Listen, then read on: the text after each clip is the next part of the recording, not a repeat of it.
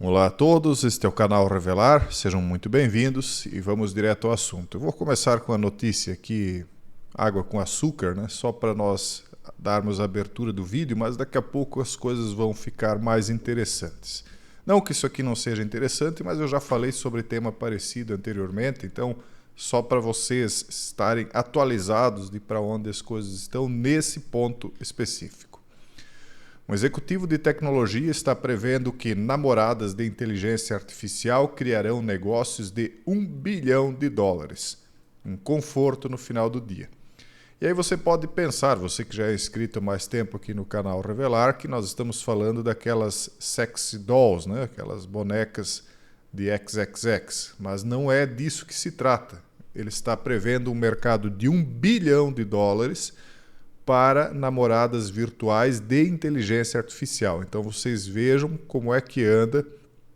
Eu imagino que muitos jovens estão me acompanhando aqui, né? E talvez podem confirmar aqui nos comentários, tanto homens quanto mulheres, mas para vocês verem como é que anda a cabeça dos mais jovens, né? Há um grande problema com os relacionamentos hoje em dia, devido ao feminismo, à abertura de mercado de trabalho para as mulheres. As famílias pararam de ser construídas e, quando são construídas, são mais rapidamente destruídas, porque a mulher seria o pilar fundamental da família e muitas já não estão querendo ter famílias, né? Então os homens estão partindo para esse tipo de coisa aqui. Muitas que gostariam de ter famílias acabam não tendo, porque os jovens estão tendo experiências ruins, né, com algumas poucas aí, talvez muitas, não sei. Eu já sou casado há um bom tempo, então eu não sei exatamente como é que anda a situação, mas aparentemente a coisa está feia. Para que eles percebam um mercado de US$ 1 bilhão ilusório apenas de inteligência artificial, você imagine quando vierem de fato em peso as sexy dolls, né? Então a humanidade está caminhando realmente para uma quase extinção, né? As taxas de natalidade já estão baixíssimas. Imagine com esse tipo de coisa aqui prosperando. Isso foi água com açúcar aí do começo do vídeo. Agora isso aqui começa a deixar a coisa mais pesada. Câmara dos Estados Unidos aprova lei que permite vigilância de cidadãos sem mandado. Pessoal, nada do que eu trago aqui é fantasia, tudo real. Uma lei norte-americana passa a permitir vigilância de cidadãos sem mandado, ou seja, 24 horas por dia. A medida vai permitir que o governo tenha acesso aos e-mails dos cidadãos norte-americanos, às chamadas telefônicas e mensagens de texto. A Câmara, então, aprovou na sexta-feira agora, passada, a reautorização da seção 702 da Lei de Vigilância de Inteligência Estrangeira, que permite que o governo tenha acesso a, então, todas essas informações, até mesmo dos cidadãos que estão fora do país. Foram 273 votos a favor contra 147. É mais segurança para o Estado? É mais segurança para o Estado, mas é menos privacidade. Não que, em minha opinião, isso é só opinião, não estou afirmando nada categoricamente, mas não que, em minha opinião, eles já não fizessem isso extraoficialmente. Só que, imagine, vocês estão vendo o escândalo que está começando a estourar aqui no Brasil, né? De revelações, de e-mails que estão sendo requeridos pelo Congresso americano e tal. Bom, imagine se lá nos Estados Unidos alguém começasse a investigar de fato como é que eram feitas as capturas de certas informações na internet antes da aprovação dessa lei. Então, muita gente poderia sair prejudicada. Então, por esse motivo é que eles colocam uma aprovação legal, né? É um marco que a administração do presidente Joe Biden considera uma importante ferramenta contra TERROR. Pode até ser que isso esteja na pauta também, mas na verdade, isso é um baita de um controle político ideológico, né? Então é uma maneira do status quo da classe dominante permanecer dominando a partir do momento em que pode vigiar e controlar tudo que as pessoas falam, fazem. Ninguém aqui do canal fica surpreso com isso, porque eu avisei que não existe privacidade. Todo mundo acho que já sabe, quem está aqui no canal não é bobo, né? Não acompanha aqui por acaso. Mas, enfim, agora está oficialmente decretado, né, que isso é possível de ser feito 24 horas por dia. Se eles podem fazer isso com o cidadão americano, quem dirá conosco, né, e com o resto do mundo? Então, o mundo inteiro está sendo catalogado, está sendo recolhida biometria, recolhido DNA, enfim, é um cadastro completo de todos os cidadãos do mundo. Vigilância total. Nós estamos nos transformando em um planeta prisão. E o Trump escreveu o seguinte: acabe com a FISA, ela foi usada ilegalmente contra mim e muitos outros. Eles espionaram minha campanha. Lógico, né? Se você tem redes sociais, se você carrega um celular, né? Se você leva o aparelho junto com você, você está vigiado 24 horas por dia. Foi o que eu sempre falei. E cuidado com aparelhos smart. A questão acaba sendo a mesma. E aí o BIS vem mencionando que o Drex do Brasil, e o Pix, inclusive, que foi constituído aqui pelo ex-mandatário, né, no tempo dele, é um exemplo e passa a defender isso como algo a ser usado num futuro sistema financeiro mundial. Então o Brasil foi um grande laboratório, não por acaso, né, porque o brasileiro é dos povos aí que mais utiliza a internet no mundo. Eu tenho uma teoria a respeito disso. Eu acho que o Brasil ele é tão carente de lazer, nós não temos lazer no mundo real suficiente, né, para distrair as pessoas. Então chega no final de semana, as pessoas se enfurnam dentro de casa, ficam com seus celulares e etc. E acaba que a internet é uma maneira do brasileiro se distrair, até pirateando produtos e filmes, e, enfim. A internet é o lazer do brasileiro, por isso que tem tanto brasileiro na internet. E por isso nós acabamos sendo, então, um centro de laboratório mundial para certas coisas envolvendo a internet, né? E o Drex, o dinheiro digital, acaba que vai ser utilizado, aí, segundo se vê pelo BIS, né, como algo que pode ser o exemplo da Finternet, né? O BIS argumenta que é crucial colocar os usuários dos serviços financeiros firmemente no centro, com acesso a uma variedade mais ampla de serviços e ativos, Agora você imagine um mundo em que todo mundo pode ser vigiado 24 horas por dia. Tudo que você fala nas redes, no telefone, a mensagem que você manda, esse vídeo aqui que eu estou gravando, tudo, né? E aí o dinheiro todo é digital. E aí acontece uma coisa como essa aqui, ó. Personal denuncia abordagem constrangedora pela PM durante o jogo de futebol em Aracaju. O que aconteceu? Ele foi abordado por conta de um procedimento padrão, porque ele teria sido identificado por uma espécie de identificação digital, né, facial, de que ele seria um foragido e tal, e no final ele não era foragido, coisa nenhuma. A identificação digital errou, né, não era ele, e eu posso comprovar que realmente a identificação digital erra, porque eu tenho provas de que na verdade provas, eu tenho a confirmação visual, porque eu vi um filho e uma mãe sendo identificados como a mesma pessoa pela máquina de identificação digital, então ela erra. E aí o rapaz aqui até publicou aqui no X dele, né, que ele passou uma situação vexaminosa, porque ele foi pego lá no meio da multidão e levado como se ele fosse uma outra pessoa, e no fim não era, e eles liberaram ele e tal, né? Mas aí a vergonha já estava instalada.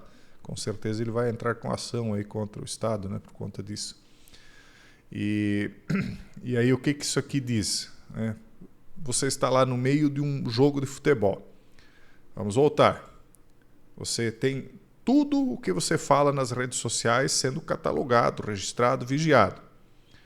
Imagine a instalação daquele sistema da pontuação social, onde se você é politicamente correto, você sobe no ranking, se você não é, você cai no ranking.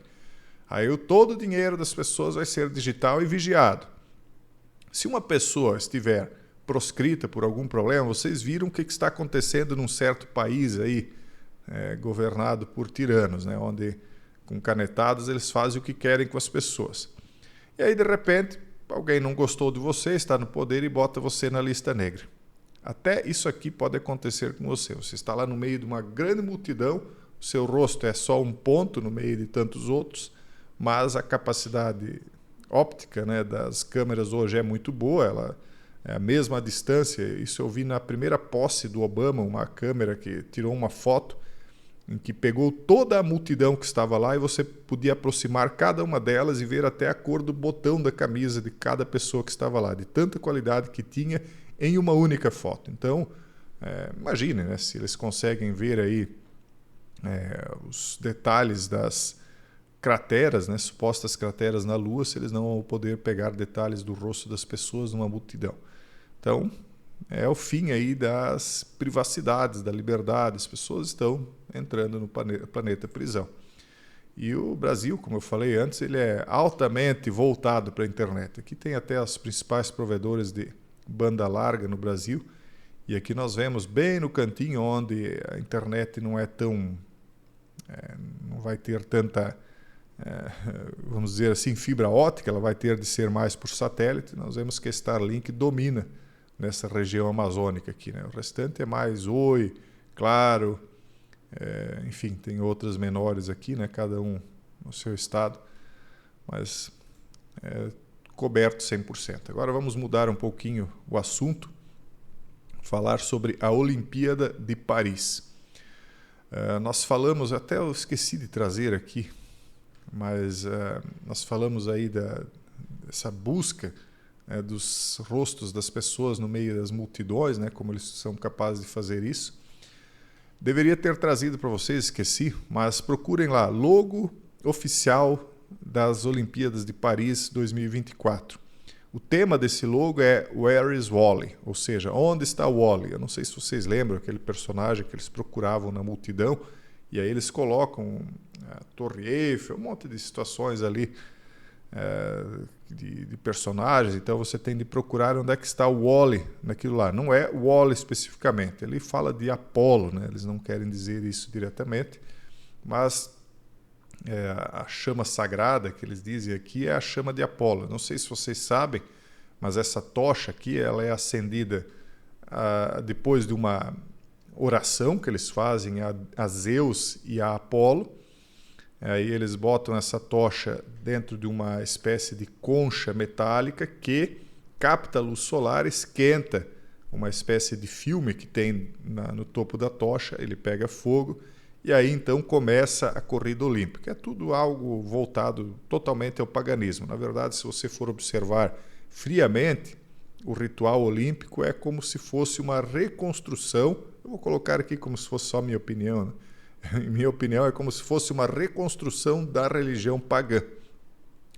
E o paganismo, né, vocês sabem, ele surge dos pagos, ou seja, dos campos interioranos, né? Então, os pagãos ou os vilões, né, que eram das vilas, eles vieram dos pagos. E eles têm toda uma simbologia própria deles que é incompreensível pelos cristãos, né? Porque os cristãos eles têm uma simbologia deles. Por exemplo, vamos falar aqui do pastor. O pastor tem por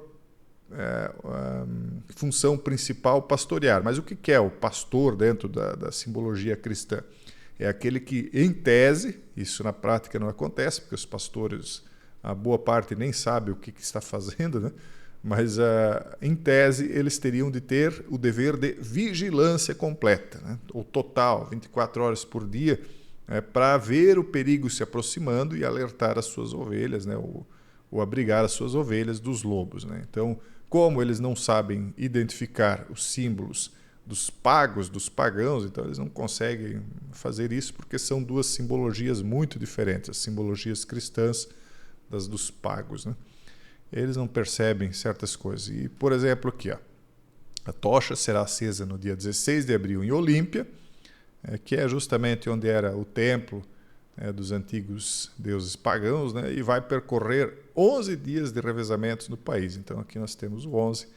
A chama será entregue aos organizadores do Paris 2024 em Atenas, no dia 26 de abril, e a chegada à França está prevista para o dia 8 de maio em Marselha. Então, 11 e 8, né, forma aqui um 88. E um 55, né, porque 11 vezes 5, 55.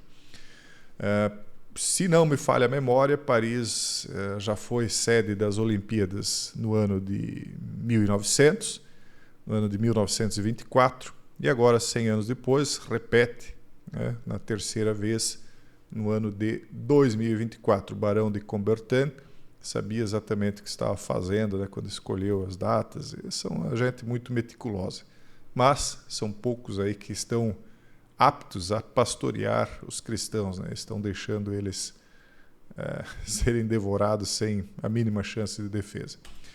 Já indo para o fim, já que estamos falando de simbologia, conheça o país prestes a ter 3 eclipses solares em 3 anos. Eu falo isso de uma maneira indignada, pessoal, porque a gente tenta ensinar, até lá na comunidade fechada, a gente ensina bastante sobre símbolos e tal. Tem pouca gente que se interessa por isso, muito pouca gente. É por isso que as pessoas andam perdidas, por isso que empobrecem, porque não sabem, não conhecem o mundo da questão. Por isso que adoecem, são vítimas de certas coisas aí que elas nem imaginam. É por isso que a vida da maioria das pessoas é desgraçada, porque elas não conhecem o mundo em que elas vivem, elas não conhecem a fé da classe dominante. Conheça o país prestes a ter 3 eclipses solares em 3 anos. E se o seu país, de repente, tivesse 3 grandes eclipses solares em 3 anos? Então, muito se falou aí dos eclipses dos Estados Unidos, agora haverá então 3 eclipses na Espanha, 3 em 3 anos, ou seja, 33. E percebe-se que não haverá outro nos Estados Unidos até 2033. Então aí tem bastante 3 nessa história, né? Agora perceba o seguinte, olha o trajeto do eclipse. Primeiro ele vem de cima para baixo, depois de baixo para cima e nesse caso aqui mais na horizontal. Aí eu pergunto, como é que funciona essa questão do trajeto do Sol e da Lua? Né? Você já parou para pensar como esses eclipses, se você for analisar aquilo que nós aprendemos a respeito do suposto e quase que constante trajeto dos astros no céu, né? Como isso se torna um pouco mentira? Enfim, vamos adiante aqui. Isso aqui é só para finalizar, pessoal. Branqueamento de corais. Quarto episódio global de estresse em massa em andamento. Os cientistas dos Estados Unidos estão fazendo a varredura. O que está acontecendo? O oceano está esquentando. Por isso, ou melhor, isso também é uma das coisas que está promovendo o surgimento de espécies marinhas na superfície em locais que normalmente elas não estariam, porque o mundo inteiro está passando por um processo de grande transformação. Ao mesmo tempo em que essas classes dominantes estão fechando um cerco para transformar o nosso mundo em um planeta prisão, o nosso Criador está prestes a virar a chave para fazer ele sim um verdadeiro grande reset dessas pessoas aí que acham que vão dominar tudo, subjugando os outros. E daqueles que o seguirem, que infelizmente, na minha opinião também, será a imensa maioria. Muitos por cegueira, mas até a cegueira é uma escolha. As pessoas escolhem não ver porque é mais conveniente. Esse é o vídeo de hoje. Um forte abraço a todos e até o próximo vídeo, se Deus quiser.